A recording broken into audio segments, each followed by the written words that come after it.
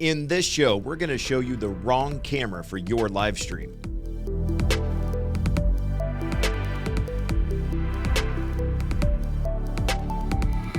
Welcome to the Tech and Teaching Podcast, where we give you all the tips, tricks, and know-how for a fantastic broadcast or podcast. My name is Eric Allgood, Director of Productions at Striv, and this? Jordan Hebner, AV Specialist at Striv AV. So today we are talking about the live stream cameras and the different differences of them, some of the different types of cameras. We have a well-planned out show. I'm excited for today because we have practiced the show, although we've already messed up Jordan on the intro. That's fine. You're not supposed to tell him that. Well, he didn't say his name right. You knew. Anyway, we're going to talk to you about the different types of cameras that can be used for video creation outside of a live stream, but also when they work, obviously, very well within live streaming. The questions that you as a purchaser of cameras need to be able to ask and have answers for when you are selecting your camera. And then we're going to give kind of our recommendations based on some scenarios. And we've thought a lot about this. Obviously, we work with over 100 schools. We've worked with a ton over the years, so a lot of different setups and use cases. So we're going to kind of spell out some scenarios and then lay out what we think would be the best cameras for those scenarios. First, Jordan, we must talk about kind of the four types of cameras. And I'll give you the overview first, and then we'll kind of dive into each of these a little bit, a little more in line. But we want to start with kind of the four types. We're talking about a Handycam, the very basic, the very easy ones. We have the Prosumer line, little step up. We have the professional camcorder line. So we're going to, for our purposes, we're going to stop short of a full broadcast camera because most of what we're dealing with is schools. Nobody's affording a broadcast camera. Yeah. But some schools with the right funding or maybe a grant or two could get to the professional line. We have seen a couple of those. Get you kind of some pros and cons for each of those four. And we want to start with the Handycam, of which you got to see a little bit in our intro. But the pro of the Handycam, and we really, as we were doing this list, we really came up with one pro. As we were doing this, we really came up with one pro for the Handycam, and that pro is it's cheap. That's about it. It's about it. The size of them isn't bad. Again, if you're just starting out, if you have no basis of knowing what to do, it's small, and so it fits in a smaller bag than a bigger case. And it's better than nothing. Right. I mean, you're not doing anything without a camera, so right. If it's all you can get, then that's fine. But there's definitely better options. There are, and we're going to get to those better options. Some of those cons, though, and the first one, we have used some Handycams for some stuff, and I don't know that I actually knew the first point that you told me about why a Handycam isn't the greatest Handycam even in the world, even those that say 1080 right on the side of the camera. Yeah, you got to read the fine print on those. There could be a little asterisk there. Full disclosure, I haven't looked at Handycams for a long time, so maybe a year ago I knew this was the case, but they upscale 720 to 1080. So it's not even a true 1080 picture. It's just an upscaled 720. So So they're taking a 720 picture and blowing it up to 1080. So you're already losing video quality just in blowing it up just in the camera before it goes or goes anywhere for a stream or gets recorded or anything like that. Yeah. The other thing about Handycams, or another thing, and the list could probably be longer than what we have, but it needs very much perfect light because they can get very noisy. And noise is a thing that you'd think of more when you're doing audio recording, but it's actually very much a video thing as well. Yeah, it's basically like the static, if you will. It's kind of like when you had the bunny ears on top of the house and you're trying to get the reception and it's all fuzzy and whatnot. I mean, it's not to that degree, but it just doesn't look crisp, it's not clear, so it's going to affect the video quality. The last thing about the Handycam, and it's something that kind of comes into, to a certain extent, all of these cameras, but it's most notable because you can't have any other way to really get something into the Handycam, is the built-in microphone on a Handycam, not good. And we have a comparison, actually. Hoosier, in the post-editing process of this video, is going to show us the intro again with the audio off of the Handycam. In this show, we're going to show you the wrong camera for your live stream. See, that was really bad audio. That was awful. Now, granted, we're doing it compared to really nice microphones. Yeah. But that audio still, you would not, it's more for reference than it is for actual audio capture. Yeah, you're not going to stick around a long time if you're going to have to listen to that for a whole game. And we have noticed, and I've read articles about this too, if a video that you're trying to watch online is so in the actual video department, but the audio is really good, you're more likely to stick around. But if your video looks amazing and your audio is junk, your audience is gone quickly. So audio is a very important piece. So what we're saying is the audio, the mic audio built in to a Handycam, not good. Please don't use it. I would agree. Okay, Yep. Great. Yep. Great. Glad we're on the same page. I concur. Up next, the Prosumer line, and for our purposes, we're going to talk about a lot of Canon stuff. We're going to that's kind of the world that Striv is in right now, is within the Canons. But Prosumer is kind of the next step up from the Handycam. So for our purposes, we're talking about the XA line. So XA 10, 11. Now we're up to like 60s. 60s, yeah. The XA line comes with 2 XLR inputs that you can kind of control the volume a little bit, but that way you can get a soundboard in there if you need to. And then the XA line, also the Prosumer has the ability, depending on what model you get, to have the HDMI and also an SDI output. Mm-hmm. Depending, Canon doesn't do it, but I do know there's other brands like Panasonic, JVC, Sony, I believe, does it as well, but you can get NDI out. You'll find those more on the professional line, which we'll kind of talk about later. There's the tease again. We've mentioned NDI for like the second or third episode now, so that show is coming still. Yes, it is. It makes Jordan very happy just to think about that. One thing about the XA lines, or that Prosumer line, is the sensor of the camera lens itself, and this is going to get real technical for a second, but the sensor is bigger, which makes it more likely to work better in low light situations. It's not fantastic, but it is a noticeable jump up from a Handycam that's 720 stretched to 1080. Yeah, and you're going to get more. The camera is going to come with more processing power, that it's able to digitally filter out that noise better than the Handycam or even the consumer line. So, and I believe it's 1 2/3 inch sensor or something like that, which it's not really in inches. It's not that big, but confusing standards. But bigger sensor, better processors and stuff like that. And then you have greater control. Yes. Just having a bigger bodied camera that you can manipulate the white balance and the exposure and all those other fun stuff that I'm not super. With a Handycam, you'll get like sport mode, portrait mode, landscape mode, which there's probably some little difference in there, but not a whole lot. So there's really you certainly can't manually manipulate the Handycam the way you can when you get into that XA line. Correct. Yep. And that Prosumer line. Yep. Cons of the XA line, it's not fantastic yet in low light. Now, we just mentioned that it's better. It's definitely better than a Handycam, but it's still not great. So if you have a dark auditorium, and obviously your stage is very well lit, but the rest of your auditorium is obviously not, because you want all the light on the stage. If you have a super wide shot and you want to capture the entire stage and you have a lot of black around it, you're going to get a lot of noise, because that sensor is like, well, there's a lot of light somewhere in here, but there's not around the outside, and you're going to end up with a funky looking picture. So it's still not great in the low light situation.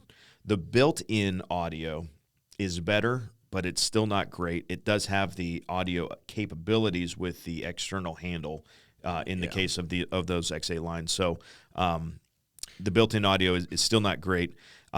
And maybe the biggest con, at least that we've come across, and by the way, what you're seeing, whether you're watching my camera, our main camera, or Jordan's camera over there, is that we are recording all of these cameras on an XA line of cameras. So we are using, for our productions and our recordings, we're using these, but all of the controls are menu-based. You have to go onto the touchscreen, which is handy. You have to go to the touchscreen, and you have to physically go to the menu that you want and select the output that you want. Not as big a deal if you're talking about photography, because you're probably moving your settings around, and then more or less leaving them unless you're kind of outside. Right. It's just more difficult to do that on the fly with a prosumer line of cameras. So then that takes us into the professional camcorder. And again, this is where we are kind of drawing our line as far as could you go beyond a professional camcorder? Well, absolutely. You start to get into the broadcast cameras. You start to get into the $100,000 lens, just the lens, not the body. That's another $50,000. But that's like 20. It's 20. It's so funny. For the professional camcorders in the Canon world, we're talking about the XF line. So far, only one school has them. But if you're a Striv school, you probably know, oh, Marcus has got the good stuff. Well, yep, he did.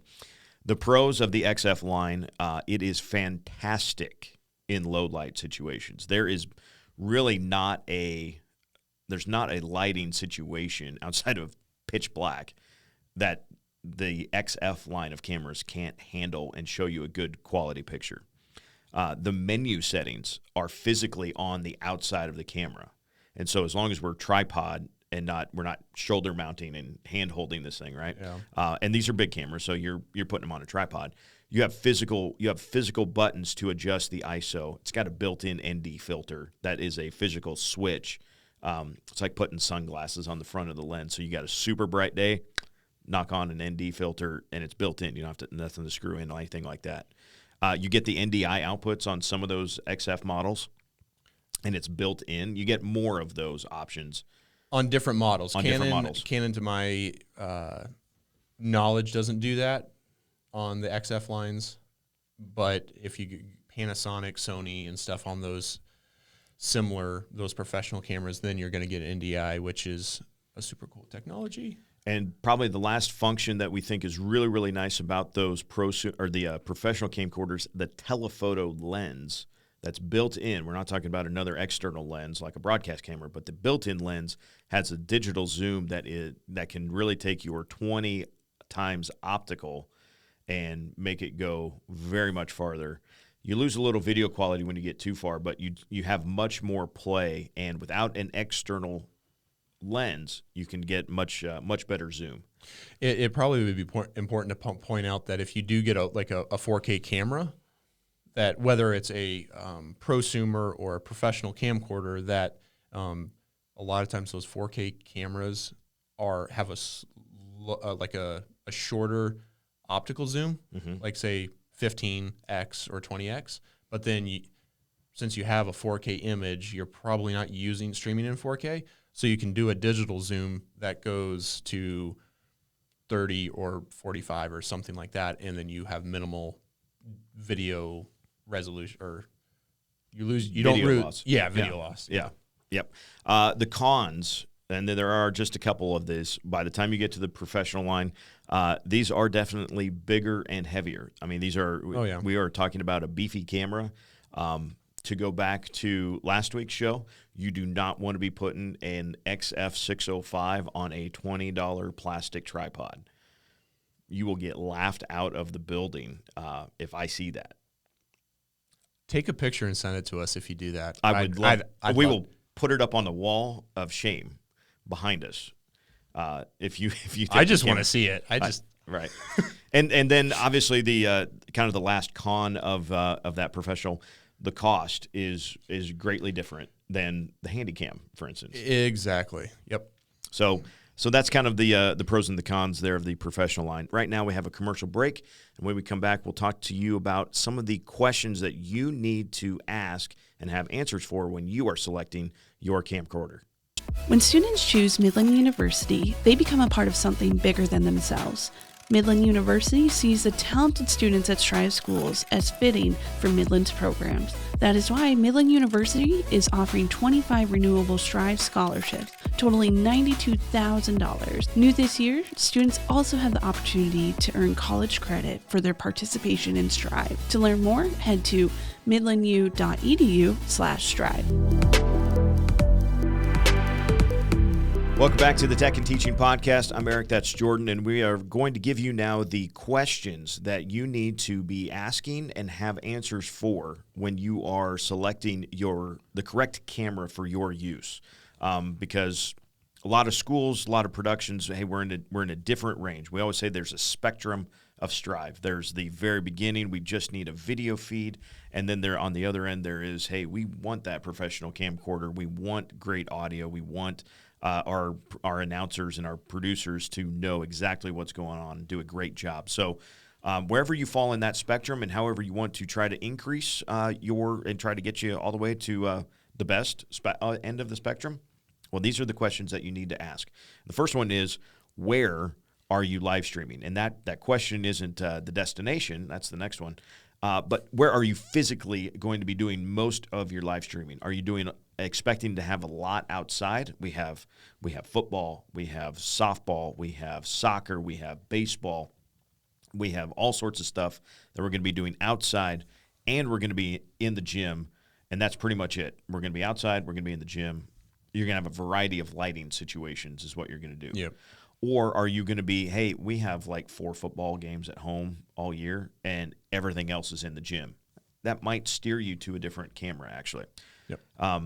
The second question I already kind of answered, but it's the streaming destination, and that is, are you streaming on Striv? Are you streaming to a different destination? What's the max resolution you can stream at?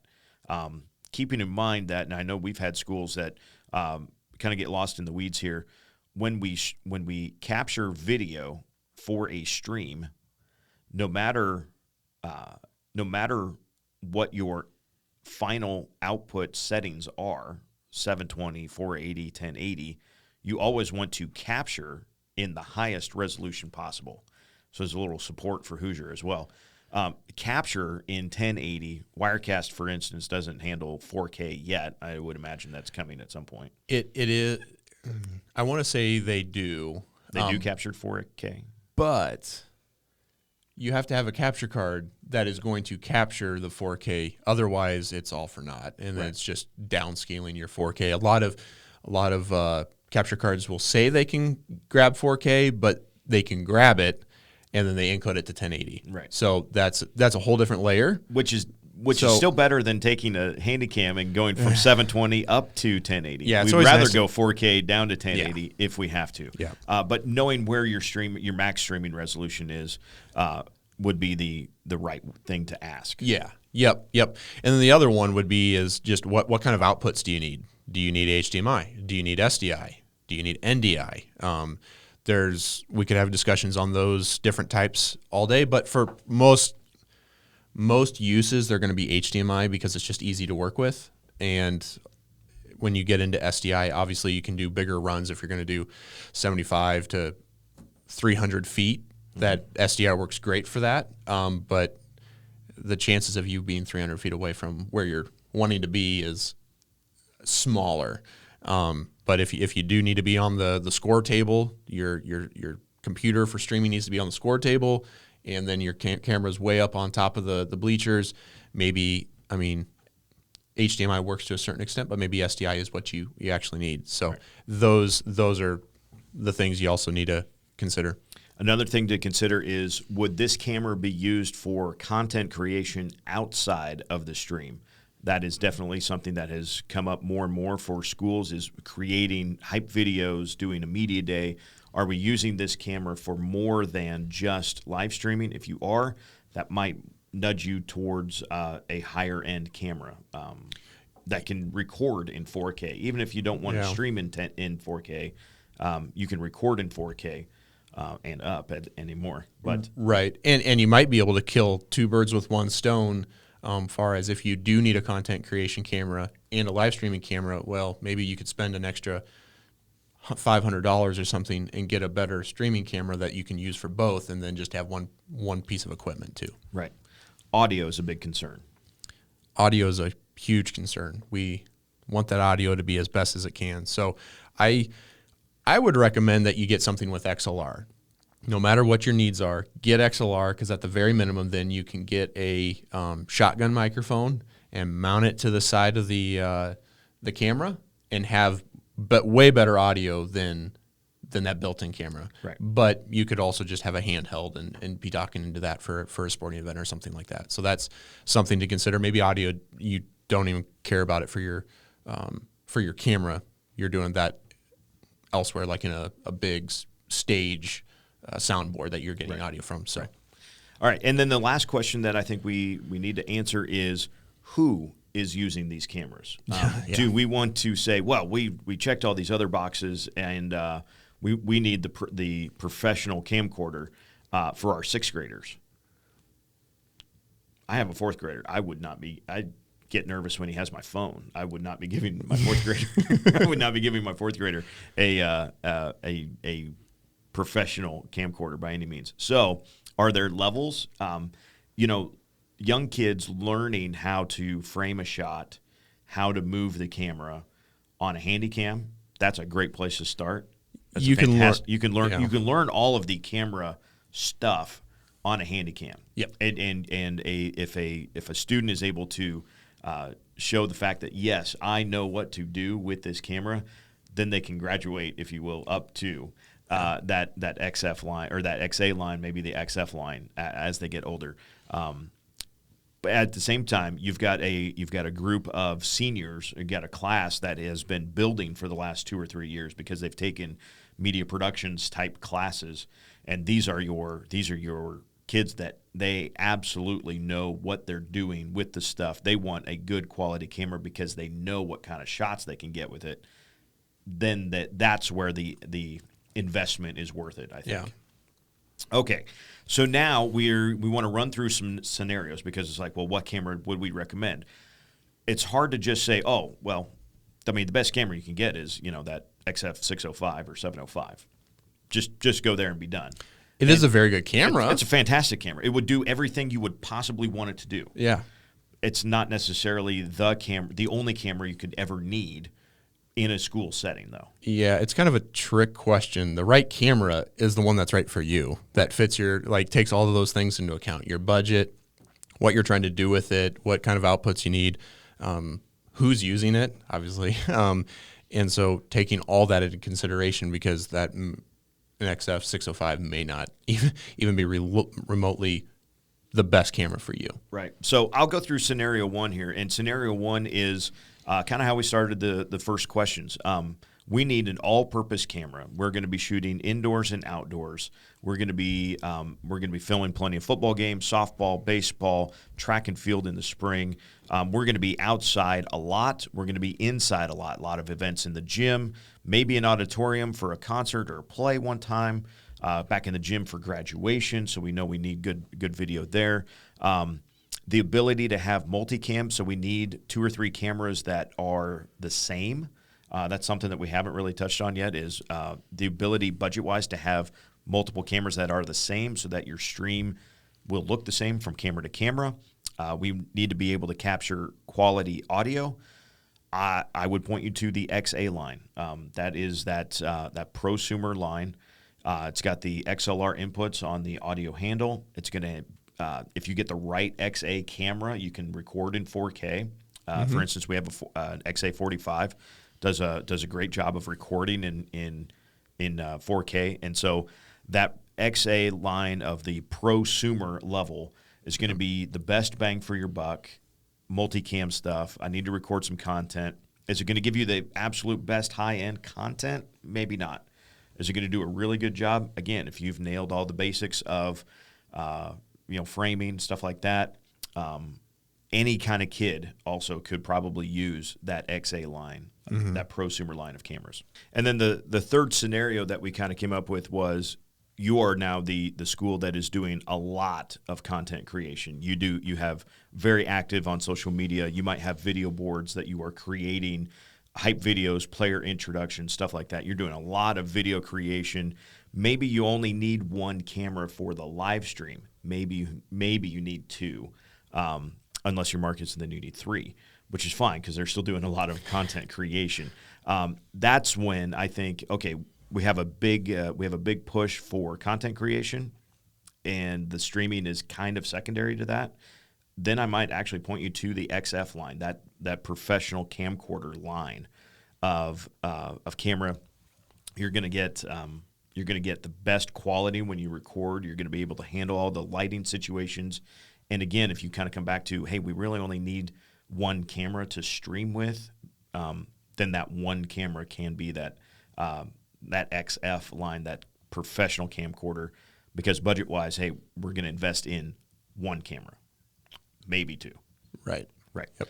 So thanks for joining us today on the Tech and Teaching Podcast. Hopefully some of the things you've learned today, what not to buy as far as cameras are concerned. Make sure that you're asking yourselves the right questions and that you're getting solid answers for those questions. Plan through your scenarios. That's the biggest thing when it comes to figuring out what you need your camera to do. Go through all the scenarios that you're going to use. And a reminder that upgrading your equipment, whatever it is, if you're coming from a Handycam to the Prosumer line or up, it is always worth it. Your admin will be tickled pink if you can come in under budget too. Yes, they would be very happy about that. Thanks for watching us on the Tech and Teaching Podcast, brought to you by Striv. And Striv is at the intersection of digital media education and delivers an engaging curriculum, innovative audiovisual equipment, and an education-based live streaming platform for K-12 schools. Find out how Striv can help start and grow your digital media program at striv.tv/product. Thanks for joining us. Have a great week.